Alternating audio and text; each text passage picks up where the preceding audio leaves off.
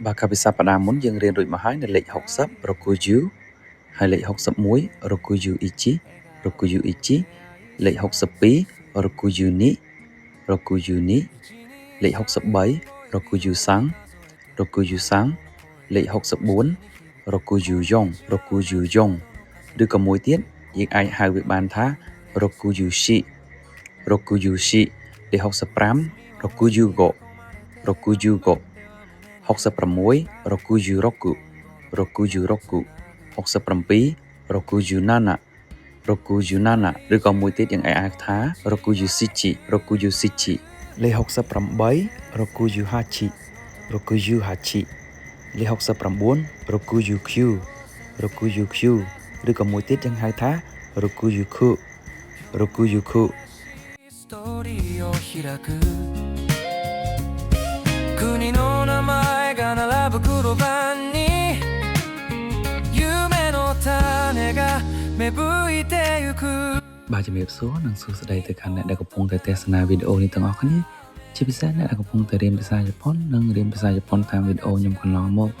នឹងអ្នកទាំងអស់គ្នាឥឡូវយើងចូលមកដល់លេខ70ដល់79ហើយខ្ញុំក៏សង្ឃឹមថាអ្នកទាំងអស់គ្នាតាមតណាអ្នកទាំងអស់គ្នានឹងឯ70គឺ nanaju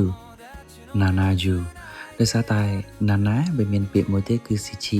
ចឹងអ្នកទាំងអស់គ្នាសម្រាប់70យើងអាចប្រើ sichi yu បានទេចឹងសូមប្រយ័ត្នទាំងអស់គ្នាលេខ71 nanaju ichi លេខ72 nanaju ni លេខ73 nanaju sam លេខ74 nanaju yong ឬក៏យើងហៅមួយទៀតបានថា nanaju shi លេខ75 nanaju go លេខ76 nanaju roku លេខ77 nanaju nana ឬក៏មួយទៀត nanaju sichi លេខ78 nanaju hachi លេខ79 nanaju q ឬក៏យើងហៅមួយទៀតបានថា nanaju ku អរគុណច្រើនអ្នកទាំងអស់គ្នាដែលបានទស្សនាវីដេអូនេះសូយគីណេ心と心の絆が強くなる日本とカンボジアアメリカとドイツ言葉が違っても笑顔は一つ